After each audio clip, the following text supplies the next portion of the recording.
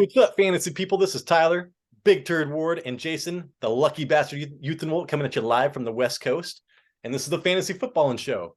Today's episode, Week 15, weekend wrap-up. And this was one of the craziest weekends in fantasy football, actually just NFL football, in a long time, Jason. I don't know if you thought about that when you were watching the games yesterday.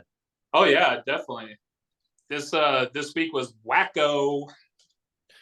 Well, just between the three, we're going to cover two of the games, but the ending of the Las Vegas and the New England game.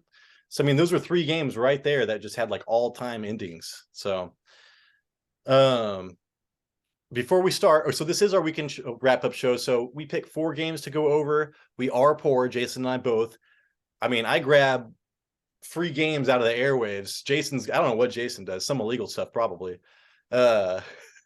So we're just going over the games that we actually watch with our own eyeballs, because we can't watch them all. Maybe with the help of you guys someday, we can watch them all. Jason, you want to tell everybody how they can help us? Yeah, by donating money to us so we could get some cable going. Or you guys could subscribe to our channel. We got a lot of subscriptions these past 2 weeks. It's been great. We got a lot of comments. You guys can leave us some comments. It's been great. And we got a lot of likes off our 15-second shorts and that Tyler put out. The dopamine was insane for that hour or two. Tyler was all like, "Man, I got like 600 views." I was like, "No, you have 900." And I only checked like 10 minutes afterward. It's exciting stuff, and we really appreciate it. We love it. If you guys can continue on doing that, bump up the subscriptions, that'd be great. Yeah, and so I do want to shout out 47th, the 48th, and our 49th subscriber. The 49th subscriber just happened. Mark Mullen, you got a sweet name. Anything with double M's, I wish my name was Wyatt Ward or Wade Ward or something cool like that. So cool name. Thank you so much. This is just a hobby of ours, but it makes such a big difference when we get subscribers and participation. So thank you. Also, I even like being participated on, Jason. People hate my eyes, if you didn't know that. So I'm going to change. I'm going to just wear eye patches, flesh tone eye patches. You know what I'm talking about from It's Always Sunny in Philadelphia? Yeah. That would be hilarious. Yeah, so I can't change this. I try to change how much my face expresses, but man, it just does it. So I'll try. Anyways, so getting into our first game, am I missing anything, Jason? No, I'm just don't worry too much about the eyes, man. It's just one dude. I think it's who you are. It adds character. I don't care. I was just, the way I was looking at you, I was just looking at you like this when you were talking to me. I always wonder why people pay attention to me when I talk. They're staring at my eyes. All right, so first game, my Vikings versus Jeff Saturday's Colts. Oh yeah. This was an interesting, very interesting game. Largest comeback in NFL history. And it happened to Matt Ryan, who also gave up the largest comeback in Super Bowl history. That guy's got the bad luck Joe. I was going up against Dalvin Cook in this game. And in the very beginning, I was like, holy crap, this is amazing. He's only got like 4 points. Yeah, well, the Vikings really show how powerful their offense could be in the second half, scoring 39 points, right? I went into this game, I wanted to see the Vikings defense against the Colts' poor offense, right? I wanted to see if there was a way for it to balance out. And I wanted to see if Matt Ryan was going to take advantage of the Vikings' poor defense, right? Maybe this could be the game that Matt Ryan actually puts up some quality fantasy football numbers. That's a no. Yeah. That did not happen. Matt Ryan, he was 19 for 33, 182 yards, and 1 touchdown. He didn't have any turnovers, but he did set the record for the most for two of the largest giving up leads comebacks in history. Matt Ryan, I'm sure might be done after this year, at least for the Colts. From what I got out of this, Jason, was we're living week to week right now, dude. We are in the fantasy playoffs. So I took off Alec Pierce after this game because I really like Alec Pierce going into this game. But dude, even with like 14 targets, Michael Pittman Jr. is getting you 60 yards, It's like the passing game is nothing you want. Even when they pass the ball, it's not the routes that score points. It's just like, dude, it sucks. So I do not want any part of the Colts. Maybe it sucks, man, because I would love Deion Jackson if Zach Moss wasn't there, and vice versa. But yeah, dude, like you don't want any part. We're living week to week, like I said. Minnesota Vikings defense has been god awful for like the last like 5 weeks, maybe plus. And yeah, so my big takeaway from the Colts was that I'm over it, dude. I removed every Colt from my waiver show. And I'd start Michael Pittman Jr. because you have 14 targets. I think I got like 11 points in our league or something like that. But still, dude, Matt Ryan and everybody else is unstartable, and forget about Alec Pierce and Paris Campbell because that's never going to happen. Yeah, and just think about those fantasy owners who went in with Jonathan Taylor Thomas, and let's just say he needs some home improvement on his body. Because it was like the first drive of the game. He was taken out. I had him in one of my leagues, and when you just see that, you're just like, it's situations like that where I'm like, I don't even want Jonathan Taylor next year, man. I don't even want him. Well, but this is just like very frustrating to see. Alec Pierce, the rookie, it was kind of, what'd you say, 4 targets, but he had no receptions. Michael Pittman, like you said, he had so many targets and receptions, but he had like barely any yards for them out. And he's a guy, Jonathan Taylor, obviously, I think he might be hurt for a while. I don't know if he's coming back next week. I have it. High ankle sprain. So I was going to say good news about Jonathan Taylor is it's not a re-injury. It's a high ankle sprain, but the Colts are done for the season. So he's done for the season. Colts are not making playoffs. So he is done for the season. And like you said, I was going to ask you, what do you think about his prospects next season? Like, I bet you he's still going to be a high second round draft pick, maybe even first.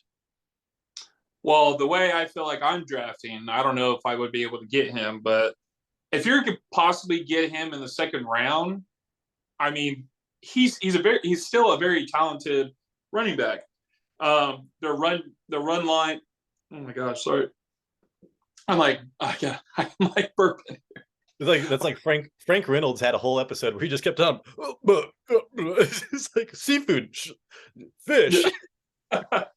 I just downed like a Diet Pepsi, so I'm trying to get rid of them. What I was saying. Also, Jonathan Taylor, he should be done for the season. They don't need him no more. If there's a chance to get him in the second round, he's still a good player. This was his first season of actually like kind of being hurt. What was that earlier this year? He didn't practice. And it was like his first practice that he missed since like high school. Their offensive line did better on the run towards the end of the year. My whole thing still is that they need to get a quarterback, and I think they need to get one in this draft and just like mold them, right? They can't be getting these Carson Wentz who are done. Matt Ryan, who's like done. Phil Rivers, when they had Phil Rivers, they still went like I think 11-5 that year, but they're getting all these washed up quarterbacks, dude. It's like, I know it sucked. You lost Andrew Luck. Now you got to rebuild. You got to get that next quarterback, man. If they got a pretty decent quarterback, there's a good chance that I could probably pick them up next year in the second round.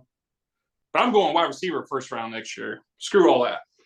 I'm getting Justin Jefferson, dude. Even look at this game. But yeah, like Jonathan Taylor, I forget what you were just saying. I was like, I had some stuff to talk about that, but now I just forgot because I'm thinking about the whatever. Oh no, I was thinking, all these bridge quarterbacks, like that's what they've lived on, and it's kind of like they've had such a good offensive line. I just feel like they were always, we're just one quarterback away, one quarterback away. But this year, it's like we got nothing, man. So everything I've heard of from everybody attached to that organization says that they're going to draft a quarterback this year. That they're done with bridge quarterbacks. So unless what's his name unretires, Andrew Luck, that's not going to happen. So and then Jason on the you didn't have anybody starting. Everything for you is just Dalvin Cook going against you, right? Right. So this game, it really just started off because I was keeping an eye on it, and I was like, oh my God, like it's 17-0, it's 24-0. But it wasn't the offense to begin with, right? They had like a pick six.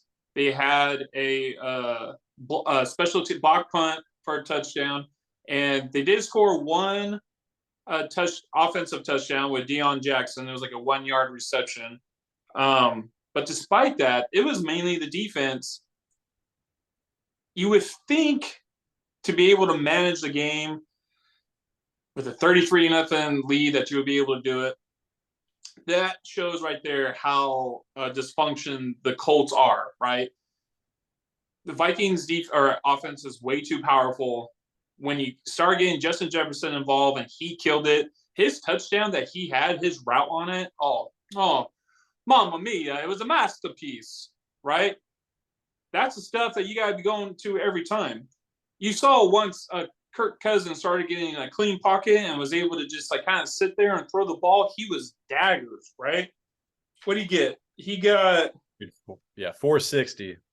460, 4 touchdowns, 2 interceptions.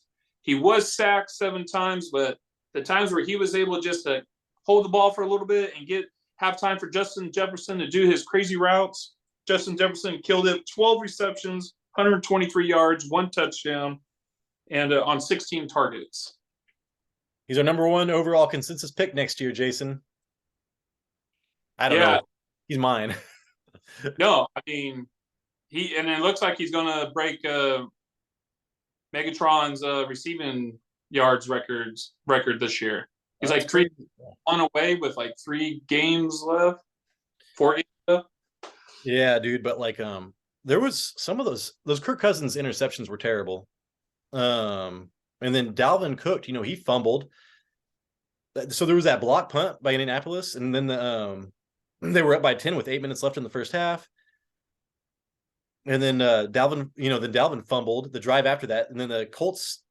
Then that's when Deion Jackson got his touchdown, and then Cousins got a terrible interception, and then there was a pick. It was a pick six, and then it was 30-0. So like it got out of hand so fast off of a fumble, a block punt, and an interception. Like that was it. Like those 3 plays right there. And then, dude, the Colts just gave them so many opportunities in the second half. It was just 3 and out, 3 and out, 3 and out for the Colts. And they were so lucky, dude. I mean, as a Vikings fan, I was like, do we need to who is our Mr. Irrelevant, dude? Get him in there. I hate Kirk Cousins, man. Oh my God. And then did you see it when he was on the goal line? He's like, what? The voice, his voice cracked. I don't know who was the announcer, but his voice cracked on the 4th and 1 or whatever. Dude, I do not like Kirk Cousins, man. He hit puberty. Dude, but he gets bailed out by Justin Jefferson all the time, dude. And like you said, that Mamma Mia route, that was it looked like a fade route. Stephon Gilmore thought it was a fade route, and then he cut that thing in, and they made a big deal of that on the broadcast too. So, and then you were going against Dalvin Cook. He had that fumble, and then did you see Ham vulture that touchdown? Because everybody's like, "Oh, Dalvin Cook's in. Dalvin Cook's in." You're probably like, "Oh my God, dude!" And then that huge screen pass in the second, like that's what broke the game right there. The Vikings needed a quick score, and Dalvin Cook got that screen pass. Screw Jason. Rah, rah, Vikings. I don't even know what that's going to say opposite of screw. I was like, oh, no. Skull. Skull. Skull. Skull. Then there's a guy and there's a huge drum in the stands. You see that? The guy's just like, don, don, don, don, don, don, don, don. Dude, the Vikings have the best props of the entire NFL. Anyways, yeah, Carrot Top was my favorite comedian, and the Vikings are my favorite. I'm kidding. I hate Carrot Top. Maybe when I was a kid, I liked him. I think I don't know. So, anyways, Jason, and I'm sorry I'm talking so much, but the last thing was Thielen got his first target and catch with 7 minutes left in the fourth quarter. So KJ Osborne was a superstar, dude. You watch him, he looked amazing. He's probably tripping you out because you always thought it was Dalvin Cook. I think that they need to transition from Thielen because, like, when they needed him, like in spots they just really, really needed, like, late in the game and everything else, they went to what he trusted with Thielen. But dude, so much more upside with KJ Osborne. He is on my waiver show. He got 16 targets, tied Justin Jefferson, I think. Thought that was awesome. Yeah, and the tight end didn't do too bad either. I mean, he got 9 targets. He was 3 for 33, but he got a 2-point conversion, which is 2 points. Oh, yeah. Well, you got a 2-point conversion, which is 2 points. Like, yeah. I mean, you mean, okay, it counts as fantasy as 2 points too. Yeah, so what you were saying earlier, it's like, oh, Kirk Cousins gets bailed out because of Justin Jefferson. You're absolutely right. And also, that would probably be the reason why you even start Kirk Cousins, because you have Justin Jefferson. And dude, if you started him this week, you got like, yeah, way better numbers than anybody else. So 460 yards and 4 touchdowns, man. That is insane. Getting sacked 7 times. Oh, and the Colts defense looked amazing the first half. So second half adjustments. This was all like, when this kind of stuff happens, it's a lot of it's on coaching and a lot of it is on turnovers. So it was a combination of both. Poor adjustments by the Colts and a lot of luck on the Viking side, at least, or bad luck on the Viking side to begin with. Well, we also got to remember that this is a coach who's only coached 3 or 4 games, going against another head coach who's like a offensive genius. Right. The whole switching things around. He really that game was just so fun to watch. He really just let Kirk Cousins loose, and nobody was able to cover any wide receivers on the Vikings. And Dalvin Cook, I mean, he had 17 rushes for 95 yards. He looked good on his rushes too. I thought maybe they were going to have to just give up on him because of the score. But they kept getting closer and closer. They kept giving him the rock a little bit more, and then he was able to take that one screen pass to the house. And that's when I looked. I'm like, oh, someone scored. And I was all, Dalvin Cook? 60 yards? And I go to the points, and it was all 22 points. I know, dude. I was heartbroken for you because I wanted you to win. Me too. Yeah, I know, man. Avalanche of points. Dude, what was I gonna say, Jason? I had something else to say. Oh, shout out to the Cook Bros. I'm pretty sure it was their first week catching a touchdown at the same week. Yeah, I think you're right. That's something I was thinking about too. Because I was like, oh man. But yeah, I think Dalvin Cook is great. I love him. He just doesn't take contact very well. Every time he gets to contact, he just goes down. And then you're afraid he gets injured all the time, So on the Viking side, you're starting Kirk Cousins every week now. Dalvin Cook is just getting you these burst plays that are saving your weeks. But it's scary with him. Really, it is. I don't like the Vikings run game that much. And KJ Osborne, dude, you're picking up on your waivers. And if you're desperate for a wide receiver, I would think about it. He got second week in a row with a touchdown. He only got 5 targets last week. Thielen got 8 targets last week, but he out-targeted Thielen this week. I think it might be a transition period. So hot wide receiver, go there. And then Adam Thielen, dude, I would be afraid. I would only flex Adam Thielen, and that's a risk. That's like a TD dependent play now. So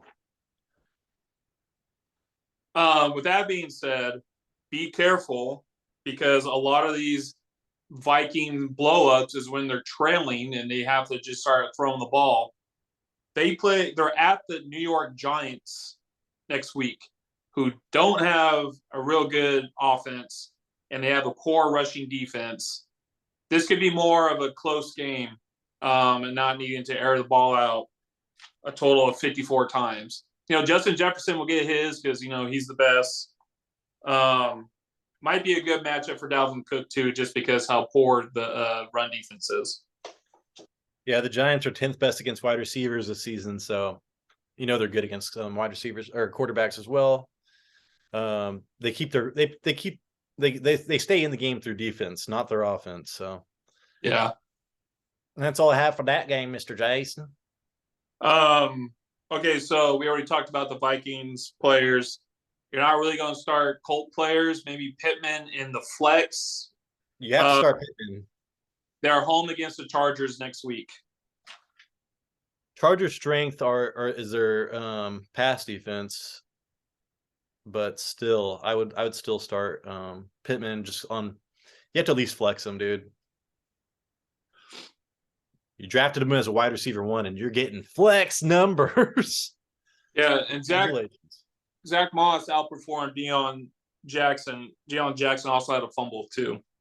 Yeah, Deion Jackson passes every eye test. I hated that he fumbled because after he fumbled, it was all Zach Moss. So, and it's like I said, dude, you're living week to week, so you're not messing with this kind of stuff. My waiver wire list is so much shorter just because it's week to week. Yeah. I'm good. All right, man. So so our next game is going to be the Dallas Cowboys versus the Jacksonville Jaguars. These are 2 huge games in a row, man. If you got to watch these games, you were watching like 5 hours of football. Hell, the highlights are probably like 30 minutes. So, Jason, what were you looking for? I'm going to change my TV. Okay, we're going into this game. If the Cowboys win, they make the playoffs. They clinch a playoff spot. I want to see the Jags to continue to be on fire because they had that huge game against a division rival of the Titans last week where they put up 30 points or 30 plus points. And I wanted to see the Cowboys have a better start to the game, right? I wanted to see them last week. They played slow. They played horrible. The turnovers. It was a close game against the Texans, which shouldn't have been. I wanted to see them start strong and continue to stay strong. Are you watching Pool Hole Junkies? Dude, Rob Gronkowski in the USAA needs to get off my DAM in YouTube. Hey, how do I get on the USAA? There we go. Okay, so going into this, if you started Dak Prescott, this was one of his better games recently. In a sense, I think he probably got around like 20 points, and it's because it's his first 3-touchdown game in a while. He threw for 256 yards, 3 touchdowns, but his problem right now is that he cannot stop turning the ball over. Multi-interception game. The last interception was a pick 6. Probably wasn't his fault because it hit Noah Brown right in the hands, but it bounced out, and the cornerback was able to catch it before it hit the ground, ran it in overtime for the win. Very heartbreaking. Dak Prescott also ran the ball 5 times for 20 yards. He was sacked 3 times, but this was what I was saying, like I said earlier, this was probably more of a Prescott game that actually helped you advance into next week, which is good because lately they've been relying on the run so much where his numbers haven't been as great as past Dak Prescott. But other than the 2 touchdowns, he had 3 touchdowns to counter it. He played all right.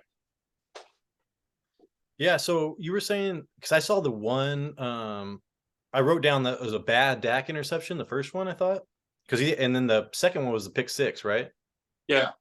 And that pick 6 was like, dude, that was like such an awkward throw. Like he was getting pushed like to one side and kind of just went like, but I understand you were desperate at that point. Did you say the first one was off a pass deflection or a tip? What was the second one? The first one, he overthrew Dalton Schultz right into the safety's arms. That's what it was. So he was targeting Dalton Schultz on that one. I know you started Dalton Schultz, Jason. Yep. And, I did want to say that that I think it was Dak's second TD was designed for Dalton Schultz. Did you see that? Yeah. Yeah. And I was like, what are you doing? Throw him the ball. Instead, he wanted to go cross body to Noah Brown. I'm like, why make things harder? I was like, are you kidding me? I even had my wife. I'm like, dude, check this out. I'm right here. Who would you throw the ball to? And she's like, nah, number 86. Number 86. I'm like, exactly. But he threw to 85. What was his name? Dalton Schultz.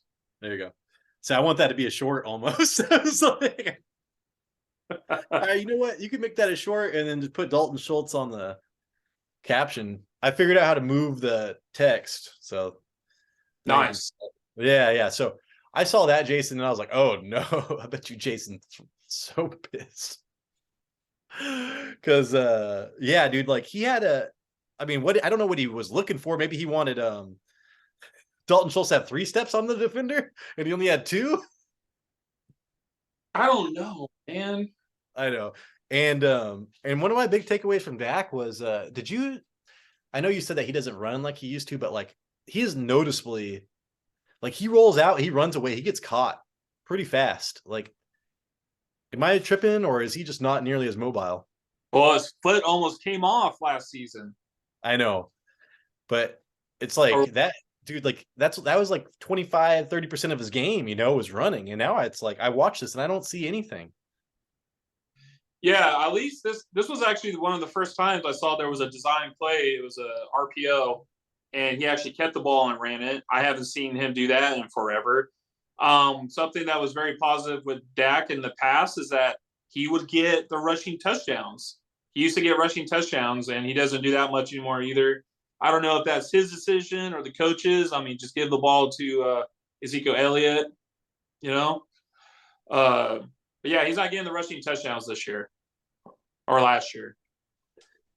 But I do have written down, dude, like that touchdown to Noah Brown at the end, like the way he was like, how he does that one like drill where he's like with his hips, man, like he flipped his hips and did some weird stuff and he just drilled it right into Noah Brown. I thought Dak looked amazing on that one, but so that was a throw that really stood out to me. I still think that Dak has a lot in him, but yeah, dude, I just wish he could run the ball like he used to. I think it would help this team out so much.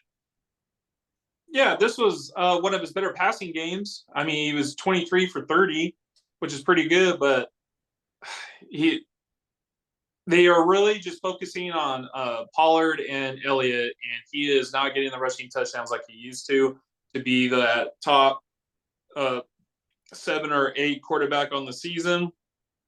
And right now, he's not even throwing the ball as crazy an amount as he used to because they're so focused on the running game, which I believe that's what the Cowboys should do when you have these 2 quarterbacks or running backs, right? Run the ball with them, try to get short yardage plays, play action, Dalton Schultz touchdown, or they change it to go to Noah Brown for some weird reason.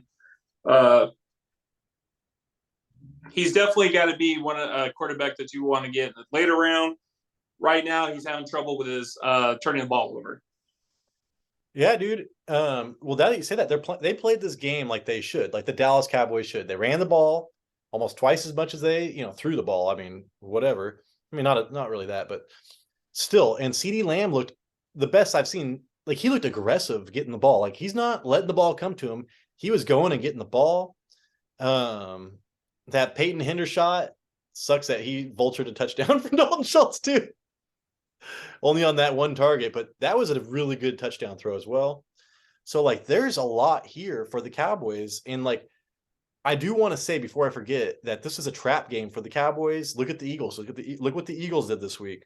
So maybe we can attribute a little bit of the sloppy play to them looking forward to the Eagles next week when they're going to play for everything. Yeah. The one thing that kind of worries me, CeeDee Lamb did great. He's really stepped it up this from the mid-season on. He's doing really great. Doing a lot better than I expected him to do. Noah Brown, he got a few touchdowns. There's too many targets. I don't expect that every week. But the defense for the Cowboys are letting up points, and that's concerning since now they're going to go play the Eagles, who have a high-power offense and an MVP candidate. Side note, Jalen Hurts, though, is uncertain if he's going to play next week. Dude, sprained his shoulder. I mean, I hope to God that I know you're clapping because you're a Cowboys fan. I was like, dude, I hope to God that he can play. He needs to. I want him to finish the season and get an MVP. I really like Jalen Hurts from where he came from. So he stuck it out, dude. He got passed over. Jason and I are both cheering for him to return fast, but Jason is a Cowboys fan. And then what else was I gonna say, Jason? Oh my God, dude, you were talking about all this stuff and it was tripping me out. But yeah, so watching that game and knowing the Cowboys, though, do you have any trust in Noah Brown or like Dalton Schultz going forward? I mean, you're probably going to start Dalton Schultz. I still think you start Dalton Schultz. You know, he only had 2 receptions on 15 yards and 3 targets. CeeDee Lamb pretty much took the bulk of the targets. Noah Brown got involved, which I don't think that's going to happen. I believe Michael Gallup didn't even get involved, right? So I think James Washington's back. T.Y. Hilton is on the team now, and he might be playing next week.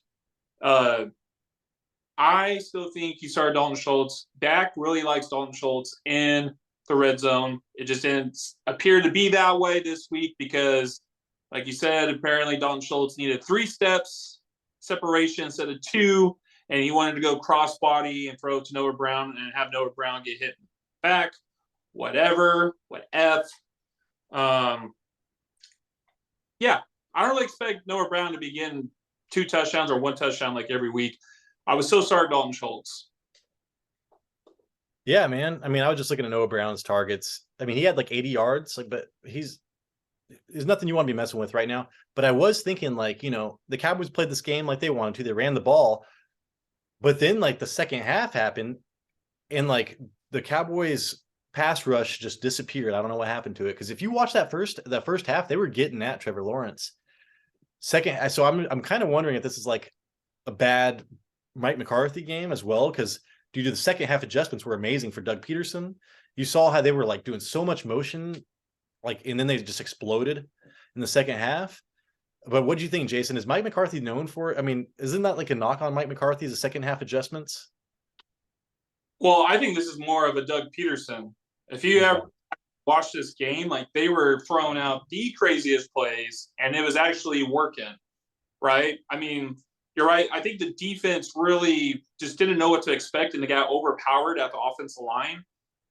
Trevor Lawrence, he was able to Houdini himself out of there a little bit, was able to launch the ball out. I think he had like a 58-yard touchdown to Zay Jones, and that was on a scramble play when he was getting attacked.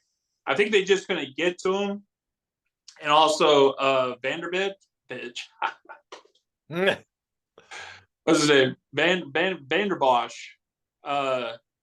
He went out pretty early in the game with his neck, man. He's got that neck issue. Right. And he's like the center. He's the center of that defense, and he went out, and that really sucked. Yeah, dude. You talk about that linebacker for the Cowboys, right? I can't think of his name. Zach Vanderbosch. Yeah, he was awesome. Him and Jalen Smith a couple years ago when they just shut out the Saints that one year. But like, so I do want to talk about Trevor Lawrence. 3 minutes left. I was listening. Rich Eisen show. Doug Peterson came on the Rich Eisen show. Was talking about how at the end of Trevor Lawrence lost the game. I think through an interception at the end of the Denver game, like 5 weeks ago. And he said that ever since then, Trevor Lawrence has been a different quarterback. And then they asked Trevor Lawrence about it, and he said, yeah, actually, that I went to the locker room. I've never felt so bad in my life. Like I felt like I just let down everybody. And if you pay attention to what he's been doing, he's been killing it since then. So he has a talent, and now I think he has the mentality to be like a top 5 quarterback. And so I actually really like Trevor Lawrence going into next year. But if you have him this year, I think he's 75% owned. Doesn't matter who he's going against, dude. He just went against, the 3rd ranked against fantasy quarterbacks defense and got put up, 4 touchdowns. So I really like him. And then Zay Jones, dude, I've been preaching the stack of Zay Jones and this guy for like a month and a half on my waiver show. But now it's too late for Zay Jones because he's like 75% owned as well. But yeah, dude. So you need to start Trevor Lawrence. Etienne is risky, but he looked good this game. When he's healthy, he's great. And then Zay Jones, Christian Kirk, and Evan Ingram. So you're starting 4 people off of the offense for Jacksonville for the next 2 weeks. Yeah, I started Trevor Lawrence this week, and he got me around like 27 points. We do have the 3-point bonus. He looked really good. He started off slow, looked really good. He had a fumble there at the end that would have cost him the game if the Cowboys would have played smarter when it was under 3 minutes, not allowing to punt the ball and then to come back. Christian Kirk and Ingram both had 10 targets each, but Zay Jones seems to be the red zone guy with getting 3 touchdowns. Anthony E.T. He got a fumble, but he did get over 100 yards, and he had 2 catches for 24 yards on 3 targets. One thing about that is that next week they are at New York Jets. Yeah, so it's a tough matchup next week, but guess who doesn't care? All right. So they've got Zach Wilson on the other side. They might get a lot of opportunities to beat that really good Jets defense. So, Jason, we have less than a minute. I'm going to stop talking. Anything else you want to talk about? See you. Right. Thank you so much for watching. We will be right back with 2 more games. Later. I say later, but I've got to expand and then stop recording. Later. And we are back from our break. Thank you for sticking with us. Is that funny, Jason? Yeah. I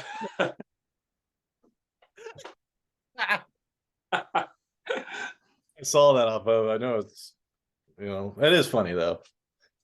It's all right. Next game we're going to talk about, Jason, Mr. Euthenwolt, Bengals versus the Bucks, the battle of the bees. So, what were you looking for in this game? I was looking for Battle of the Bees, Bengals, Bucks, Burrow, Brady. This is it. I wanted to see Joe Burrow versus Tom Brady. Out with the old, in with the new. Unless Tom Brady has something to say about it, and it looked like he did for 30 minutes, and then it looked like he changed his mind in the last 30 minutes. This was another type of game where I think the score was 17-3 at one point going into halftime, and like they even have like a picture of Tom Brady really show the score in him, and he's like, and then Joe Burrow's like, nah, bro, that's not how we roll. Let me show how we do this. Who dis? Go Bengals. Joe Burrow he threw the ball 39 times, 200 yards, kind of low than what I expected, but he had 4 touchdowns. And he had 1 interception, 2 sacks. So yeah, sorry, my dogs are going crazy. I couldn't hear you. So yeah, I was thinking that this game probably means a lot to Brady because this is his main comparison. Like who's the next Tom Brady? Who's the next Tom Brady? Everybody's saying Joe Burrow. Last minute drives. He's white. I don't know. But he did have a last minute drive too at the end. He looked like Brady. But going into this game, I thought it was interesting that Mike Evans had not caught a touchdown in the last 9 games. And that's what that's what Mike Evans, that's what you draft him. It's like, if he doesn't get a touchdown, you don't really want to start him. So I was just watching that game and I heard that stat and I was like, oh my God, I did not know that. Why do more people not talk about this? And then I did notice, Jason, you did start Joe Mixon this game, right? Yeah. Okay. Well, I did notice, the first half, the Buccaneers defense looked like the Buccaneers of old. They were stuffing the run. They had 2 sacks right off the bat. So, yeah. I knew going into this matchup with Joe Mixon, it was already going to be difficult with the Buccaneers run defense. Also didn't help when they got that huge, or not really hugely, but 17-3 on the Bengals. I was kind of thinking they were going to have to, kind of abandon the run. Plus, Piran is now, people know this guy, see what he's done, and when he was filling in for Mixon when Mixon got hurt. Mixon only got 11 carries, 2 for 21 yards. Samaji got 7 carries for 24 yards, but Mixon got 5 receptions for 33 yards and 6 targets to Perron only 1. Both stats suck. Suck. I think Mixon. You could combine the two, and it'd be like, If only that was possible, it could transform them into one. But yeah, I do think it is a little scary. I don't know. I should have checked to see who Tampa Bay is playing next week, but like the Cardinals. The Cardinals. This might be a bad week. Yeah, it might be a bad week for James Conner, and James Conner's been doing really well at least last like 3 weeks. So there was only a total of 18 rushes by the 2 main running backs, so he was going to throw the ball. Like I said earlier, he threw the ball 39 times, 27 for 39. Jamar Chase, 15 targets. Tyler Boyd, 5 targets. Mitchell Wilcox, 3 targets. T. Higgins, 8 targets. He was really spreading the ball out, right? Joe Mixon had 6 targets. He was really spreading the ball out to everybody. You could tell he was laying back, seeing what the defense was getting to him, and throwing to his best option. It's great that he has an amazing wide receiver core that Joe Burrow has. And then, he was sacked twice. And for a second, I was like, oh, Tampa Bay's line is looking pretty good. It looks like maybe the Bengals are falling back to how they were at the end of the season, but they really shaped that up pretty quick. Joe Burrow was able to do his thing, take the lead over them, and never look back. And I do want to say that when I saw T. Higgins, get up after that touchdown and stuff, so he played I think he only played 1 snap or 1 play last week, with his injury. And then he still doesn't look all the way healthy. So Jamar Chase is going to be getting hyper targeted as long as, even a hobbled T. Higgins still, had 8 targets, second highest on the team. So you're still going to start Higgins and Jamar Chase. But yeah, dude. And then I did think Hayden Hurst probably didn't play this game, right? Because he was injured. Yeah. So was Wilcox the tight end? I think so. So if Hurst plays next week, I always think he's like a top 10 tight end play, because Joe Burrow's kind of gone to his tight end since he got in the league, starting with Tyler Croft. Yeah. I forget who it was. Yeah, I started him a lot, and he got multi touchdown games a lot. Joe Burrow's rookie year. So I would like to. I think that's a tight end that you need to watch out for next week. Everybody else are just a staple in your lineup. Going forward, Jamar Chase, he had 7 receptions, 60 yards, 1 target, or 1 touchdown, 15 targets. That's putting him over around the 15 points mark. He loves Jamar Chase, right? Beginning of the season, they really started slow. He had his injury. Overall, I'm like in my head, and I'm like, next year, am I wanting to get Tyreek Hill and Jamar Chase? I was literally just going to ask you, dude. I was like, who do you want? Or Devontae Adams if he's on the Raiders with Derek Carr again. I think he's still probably my 4th option out of he's just the oldest. I really like Tyreek Hill. He's the type of guy that he'll just get a slant and get you an extra 20 yards because he's so fast. But Joe Burrow likes to target Chase, especially in the red zone, and that's awesome. That is great. And he was out for those 5, 6 weeks, 4 weeks. And now that he's in here, it's time for him for fantasy football playoffs. This is a great way to start the first week. So, dude, he's got 3 of the last 5 games. He's got almost 120 yards plus. And then the one game he had 97 yards. And he has he's got 6 touchdowns in the last 5. Yeah. So, dude, he is a top the only wide receiver that I can guarantee that I would rather have over him is Justin Jefferson. So, yeah, you're right. You're right. Like he's in the running for the number 2 wide receiver next year. We can't really forget Stephon Diggs too. I put him in the same category as like Devontae Adams. Like, I love Diggs, but like, I mean, Vikings, I'm a Vikings fan. Like, Diggs has just been around. I'm still waiting for the drop off, but at the same time, we were thinking that Gabe Davis was going to be on the ascension. There's nobody on the Bills that is going to be taking Stephon Diggs' spot anytime soon. So Yeah. I think you're right. Stephon Diggs is in the same tier as these four. So there's like four wide receivers right now. Sorry, man. Yeah. My dog was like almost ripped my sleeve off.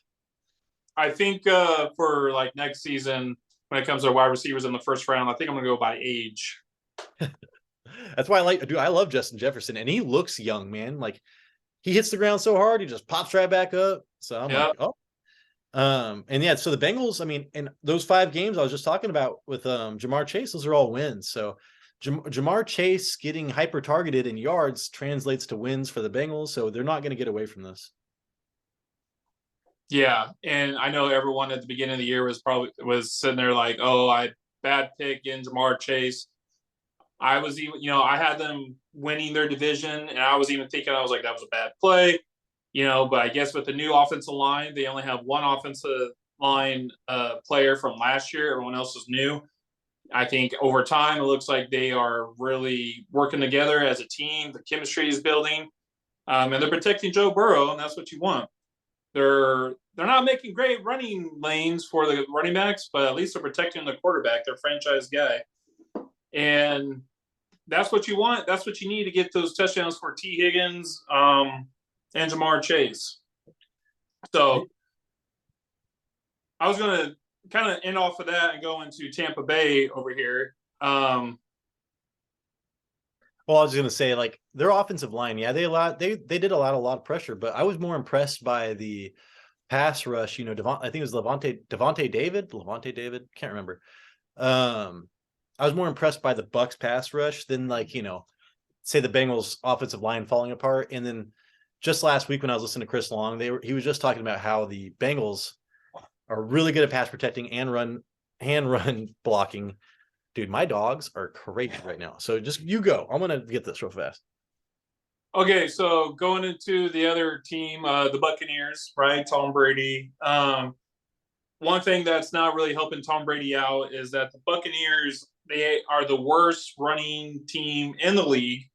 I think the stat was they're only averaging like 78 yards a game. They pretty much hit that for this game. Leonard Fournette, he had 10 rushes for 44 yards, and Rashad White, 11 rushes for 38 yards. But Leonard Fournette, he did have 4 catches for 30 yards on 4 targets, compared to White, who had 1 reception, 5 yards on 2 targets. But if you can't run the ball, and you can't do it well, Tom Brady's play action over the middle is not going to work. If you have no fear in the run game, you're not going to be able to throw the ball as well, right? They already have a line it's already kind of falling apart of injuries and new players.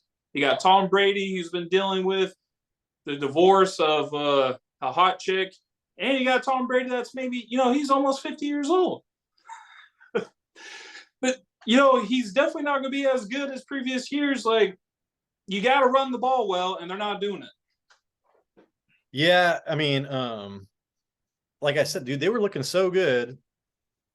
And then it was that botch snap for the Bucks in the beginning of the third. And then the Bengals got a field goal off of that short field. And then Brady threw a terrible interception. Like, he just didn't see the field. And that led to that Higgins touchdown. And then it was 12-17. So, and then the Bengals just went on a roll after that. So, like, dude, they had it. Like, you're right. Like, they had it in hand. If they can just cut down on the turnovers and run the ball, dude, they'd be almost the same team as they were. Yeah, but it's not happening. Think about that Tom Brady fumble when all he did, he was handing it to the running back, and it just, like, I don't know, just slipped out of his hand, hit the running back, went bouncing, and he got a turnover off of that. Little things like that's something you don't really normally see from Tom Brady. I don't think I've ever seen a fumble like that where he's handing it to the running back and he fumbles. Usually it's towards the handoff, but it's like stuff like that. The Bengals took total control over it when they were getting these turnovers on their side of the field. And the Bengals could, and the Buccaneers could not catch up after that. They could not catch their breath, and they were just like, the momentum was not on their side. They're on the Bengals. Yeah, and I do want to say that Joe Burrow's one interception was a pass deflection. So, I mean, he just they hit it straight up or whatever. So, Joe Burrow, man, 4 touchdowns and really no interceptions on that going against Tom Brady. I thought that was really impressive. Yeah, only on 2 yards. Yeah, right, dude. I know. That's so crazy. So, he had a touchdown for what, every 25 yards, or no, every 50 yards. 50 yards. Yeah. Yeah. And then dude, Russell Gage, everybody was waiting for Russell Gage to come out. So he caught a touchdown last week. He only had 2 targets last week as well with that touchdown. But here he was hyper targeted. And I think that was just out of necessity because the Bengals have an amazing defense. Yeah, they have a pretty good pass defense. I think just having Russell Gage, his quickness in the slot really allowed this to get 12 targets, 8 receptions, 59 yards, and 2 touchdowns. Yeah, and did you see that the Bengals hadn't allowed a 300-yard passer all year going into this game? Yeah, until Tom Brady did it. So I thought that was interesting. So, Mike Evans, no touchdowns in the last 9, now 10. And Tom Brady was the first person to throw for 300 yards plus and still didn't throw a touchdown to Mike Evans. So it's scary, dude, out there for Mike Evans owners. I don't understand. When you watch the game, like he's targeted in the red zone, but they are just not connecting at all. Yeah, 10 targets, 5 receptions. That's 50% on 83 yards. I mean, even Chris Godwin, he was 8 receptions on 8 targets, 83 yards on 1 touchdown. So the wide receiver core is looking good, except Mike Evans. Yeah, dude, and Godwin's been, 8 targets, 13, 13, 9, 8. He's got 3 touchdowns in the last 5. I was all about trading for Godwin when he was doing bad this year, and if you did, it paid off. I could not trade for him, but he's the lock to lead in targets, and he's like a 50-50 touchdown odds pretty much right now. So you're still going to be starting Tom Brady and Chris Godwin and Mike Evans, but you're probably not going to be starting. You're not going to be starting K. Dotton anymore because K. Dotton was that rookie tight end for them that we've been waiting for. And then I don't know if you'd even want to start your running backs for this team. I want to do it.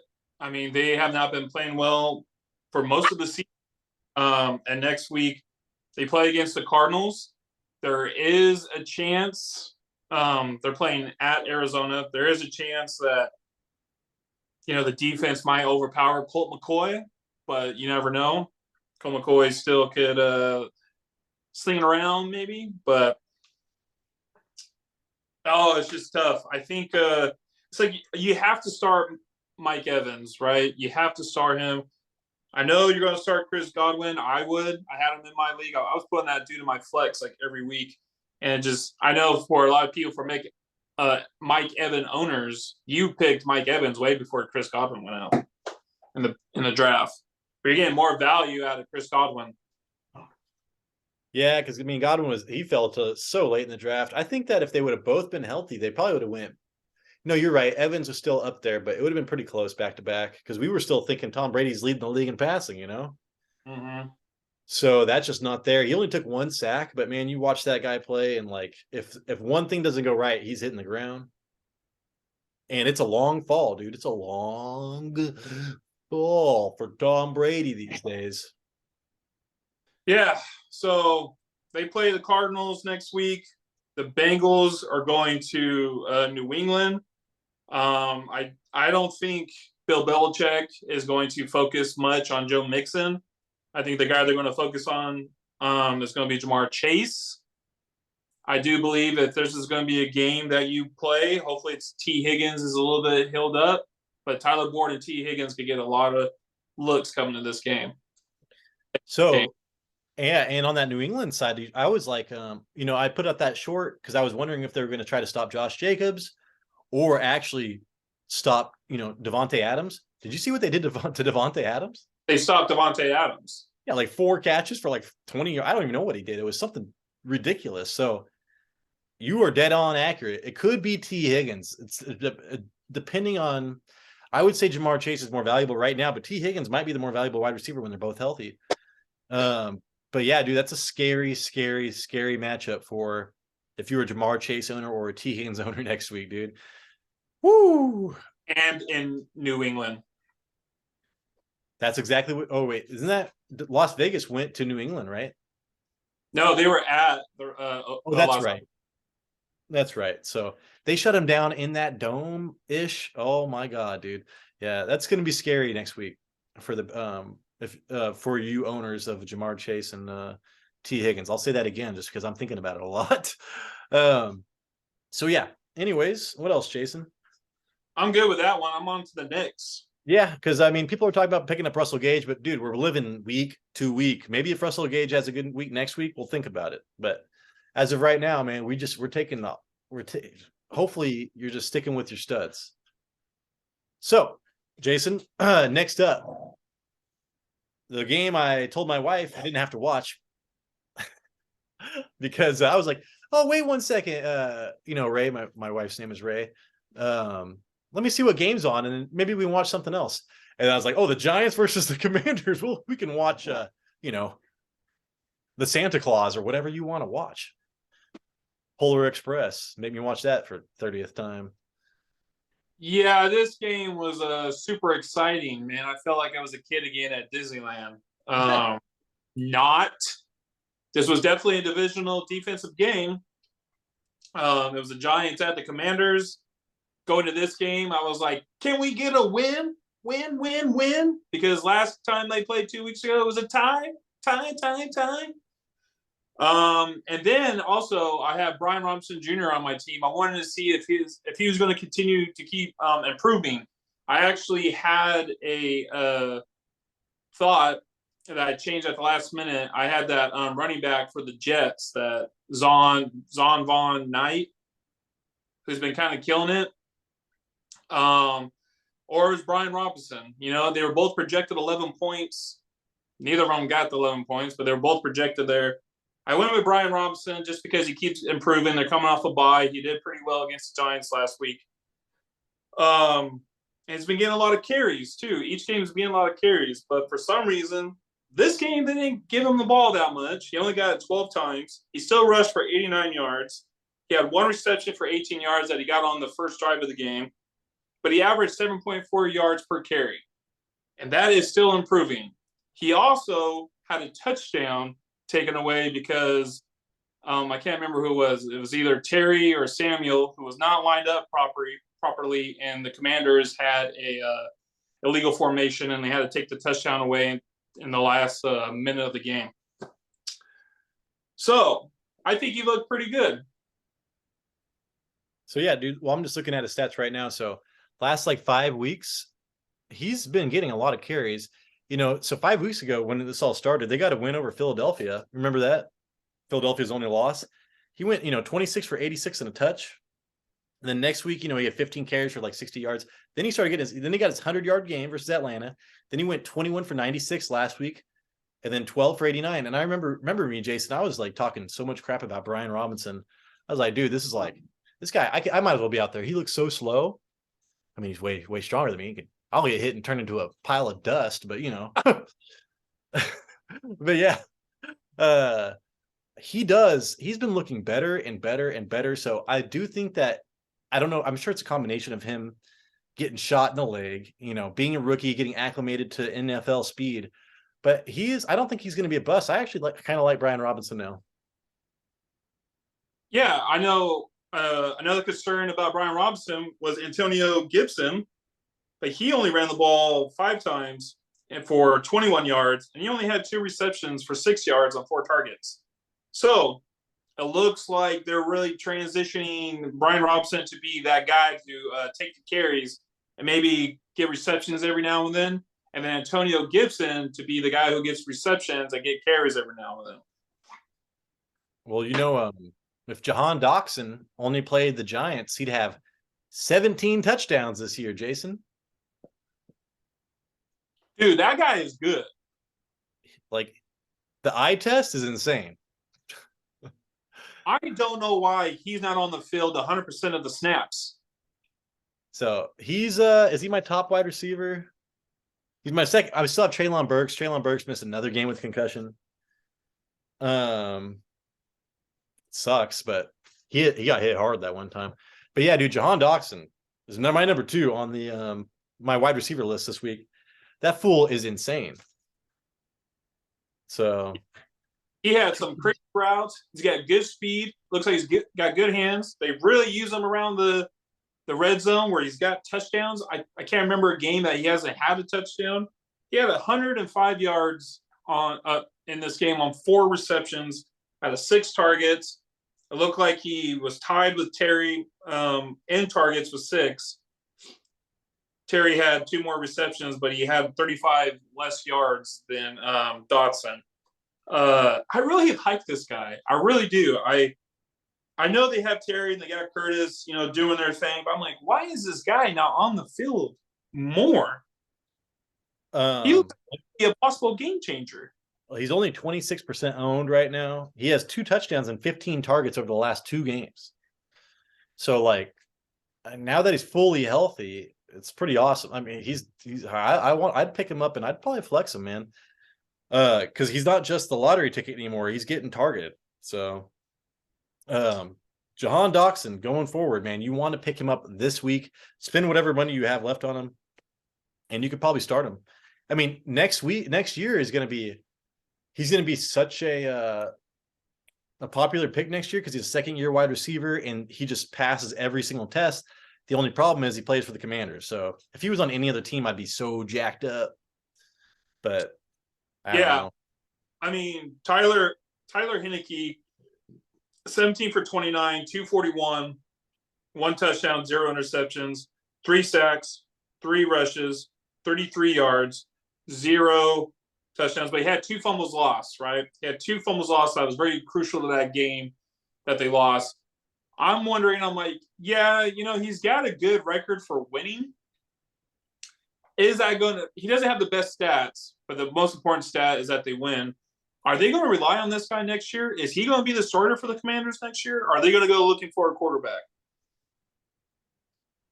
Yeah, I imagine. I'm wondering if Dan Snyder's going to own the team next year.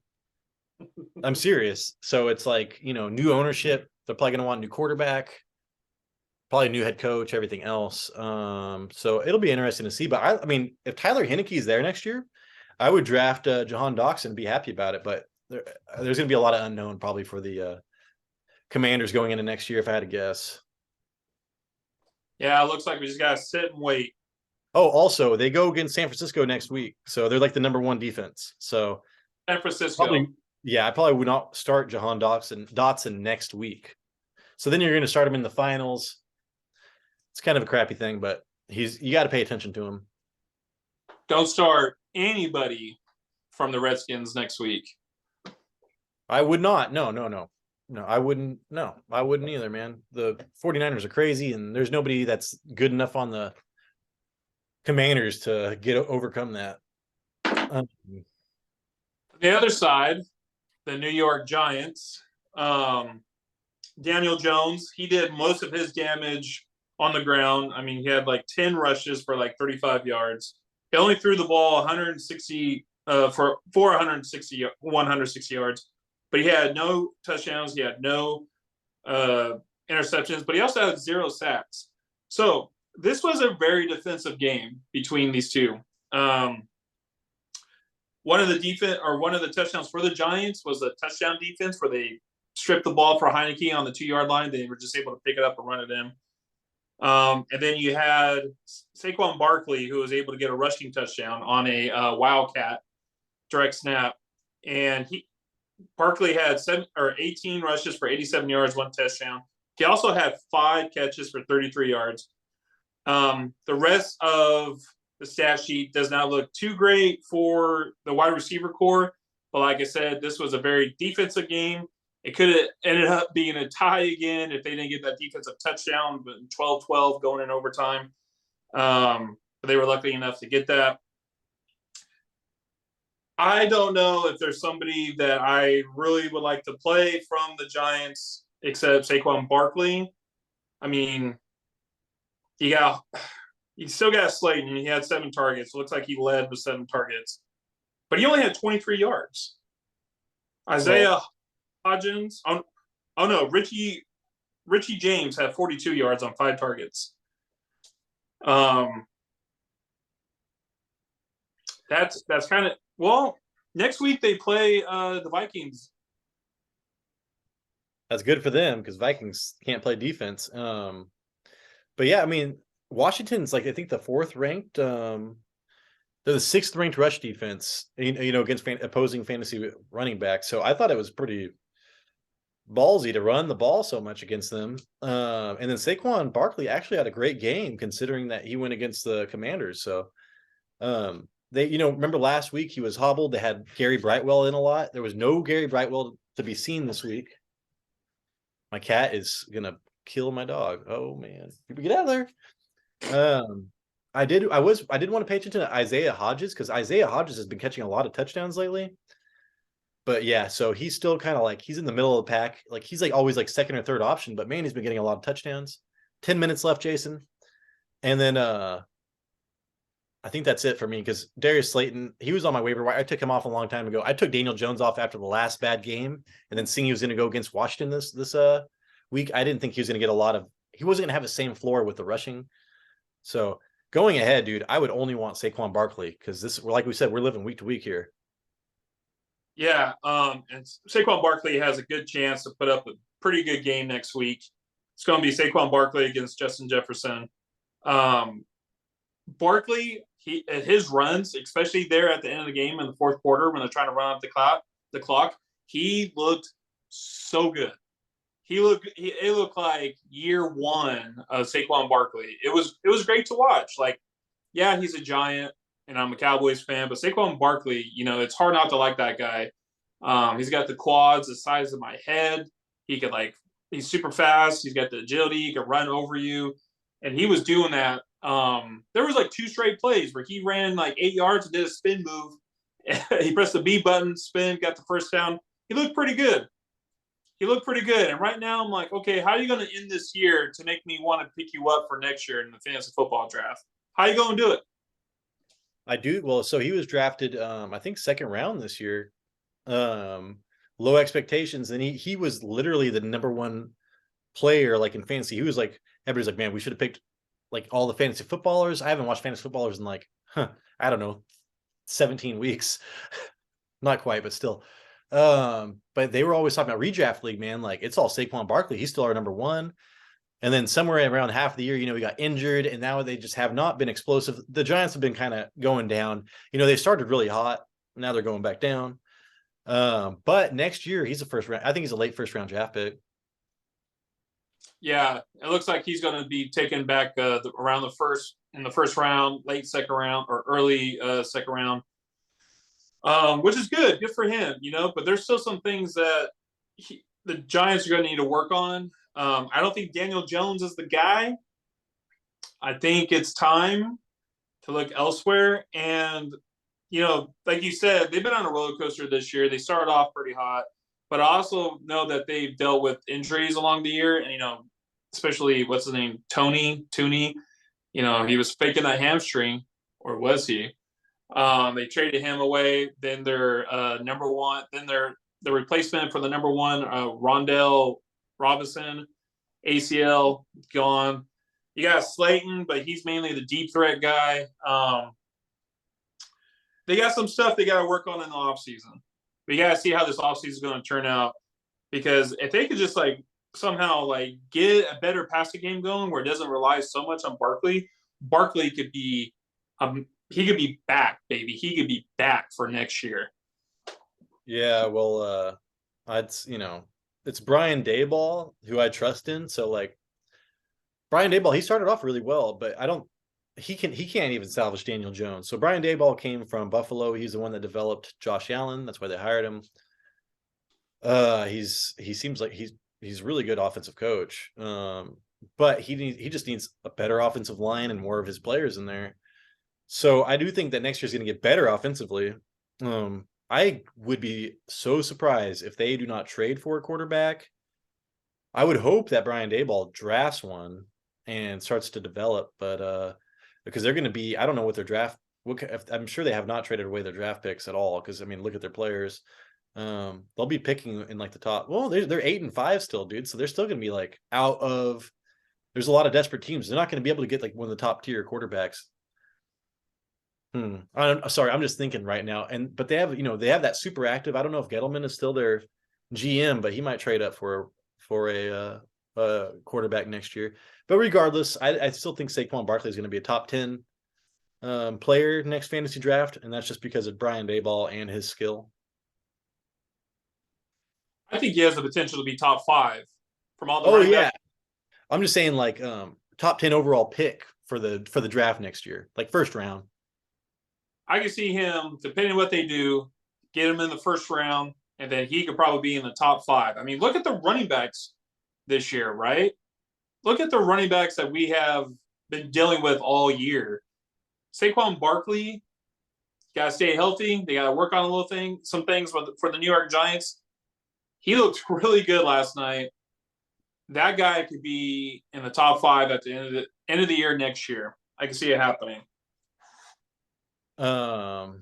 Yeah, man. And also, so I'm done talking about all this, but like I said, I think we covered everything, right? You're only starting Saquon Barkley. You're not starting any quarterback. Terry McLaurin you're starting, and Jahan Dotson, if you depending on how lucky you feel, you might want to, but next week you're not going to do it. And then Brian Robinson, I would love to start him next week, but you're probably not going to want to do that either. So, nay. Yeah, and I was even thinking, Jason, I really want to get a top 10 rounds or top 200, 150 players locked down before the playoffs start. So I'm going to start working on my top players. It'd be almost fun. I wish we could have a computer program to do simulate auto drafts for us. And every Friday we just drink and, all right, you're the first pick. Then we just get different picks and we go through the draft and man, because our picks change so much, we should just lock into our, after the fantasy season is over, we should just lock into those rankings. But we get just influenced by so much before next year. Those rankings change completely. So I want to save all of our rankings, have them on video, and then I'm going to go back and use that original rankings probably. But I do think it would be fun to do some mock drafts over the summertime and stuff. Yeah, that's something that people normally do, right? Was it the way too early rankings video? Yeah, but part of me, I used to do that a lot. Part of me feels like that holds so much more weight because we just get influenced so much over the off season. It's ridiculous. But anyways, that's all I have to talk about. Anything you want to say, Jason? That's all I want to talk about. All right, guys. Well, thank you so much. If you made it to the end of this, thank you. We appreciate it. I will be coming out with a waiver wire show tomorrow morning, I think. And then we do have Thursday night games this week. And then we'll have our regular Thursday night games, Jason, then me. So again, thank you so much to all the new viewers, subscribers. You are amazing. And we can keep it going. It's funny. Jason texted me saying we got 50 subscribers. And I was like, congratulations. I was throwing a party. Next time I looked at it, it said 48 subscribers. So there's some weird stuff. Probably when you have thousands of subscribers, you don't notice. But hey, dude, when you got single digit subscribers, you notice. So it was also your views were the same way. You lost 100 views, but then it came back, or then you got new ones. It was weird. I was like, what is YouTube? It's trying to screw us in the pooch. They don't realize how much this messes with our emotions, man. It's oh my God. So again, thank you so much for watching, and we will be back in tomorrow. Later.